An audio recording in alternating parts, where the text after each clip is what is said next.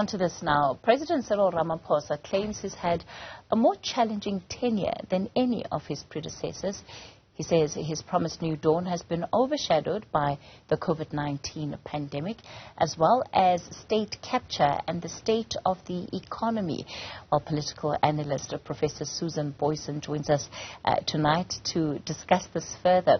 Professor Booysen, it was last week at about this time that the president made those remarks when engaging with political reporters and journalists, saying he's counted at least 14 incidents or 14 reasons why he believes he's having a much tougher time than his predecessors.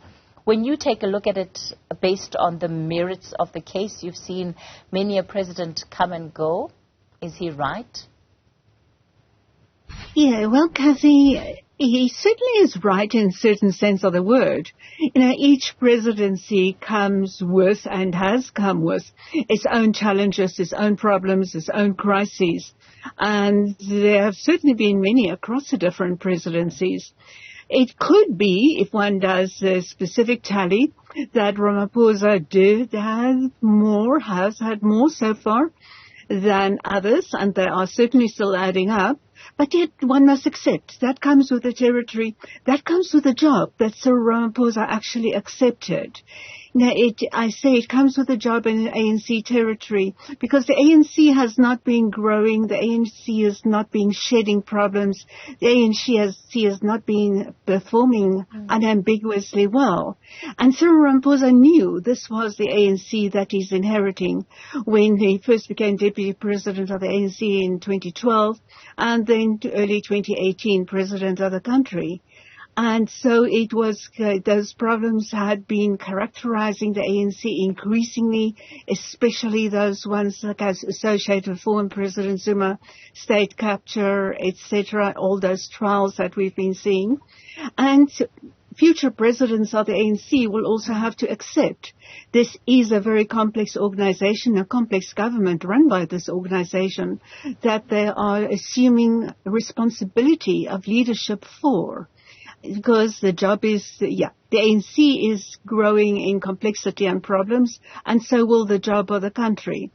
And so that is what the presidents are signing up, what Cyril Ramaphosa definitely should have known that he's accepting. He was deputy president before that of the ANC since 2012. So he certainly must have known this is the job that he took on, and these would be the expectations that came with that job to improve the country, improve the organization, grow the organization, despite these problems. Part of what the president seemed to be doing, at least to me, is respond to the criticism that he's simply not risen up to the expectation that he created in the hearts and minds of South Africans and even of the voters that helped put him in that position. Do you think that overall he's been able to answer that question around why he's criticized to the level that he is? Because, in his responses, I found that while he felt the criticism is largely unfair, he doesn't deal with some of the practical issues that often are defined as low-hanging fruit, even just on a basic thing like corruption and being seen to deal with corruption, including in the ANC, that, he doesn't necessarily agree with the view that he hasn't done enough to fight corruption. Yes, I thought that was a bit problematic, that he was not owning up to the fact that he could have and should probably have, definitely should have, stepped up more to rise to the occasion of these challenges. In first place, one like COVID and the way the government was handling it. Yes, there were some benefits there and some achievements there, but certainly and despite those so-called family gatherings that he held, he handed over leadership of that government leadership of the handling of the crisis to Nkosazana Dlamini Zuma. He could have stepped into that position and assumed much more responsibility for doing that and perhaps moderated some of those reactions that came also to cost the country jobs. And the economy definitely we look at more leadership from a leader, from a president of the country. There's been some initiatives, promises of actions, like we sometimes heard. I thought it was rather bemusing, a cabinet member saying, we have started turning the corner. That is not dealing with a crisis. And that is perhaps also what I read out of Ramaphosa's reaction at this media briefing a week ago, that he again relied on anticipation of future improvements, of promising that, yes, we have got a plan, we've got initiative, and these things are going to start happening. And that is not enough for a country really in a deep crisis. In that briefing, he emphasized that he's a person who's consultative, sure. He looks at process, situations. And yes, that's probably what characterizes his presidency most strongly, that he puts a hand on those processes and, above all, seems to be seeing as his task to keep the ANC together and to not antagonize people, to keep people and cabinet members on board if they should rather not have been there, given their reputations having been mentioned in the Zondo report, etc.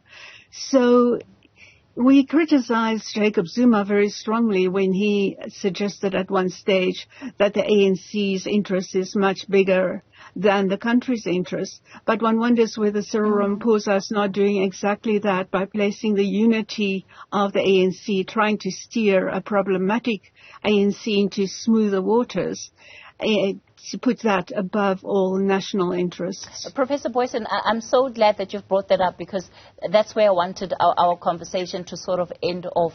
The criticism, as you're describing it, of Jacob Zuma expressing that sentiment that, you know, the ANC comes before the country, is something that did draw quite a lot of controversy.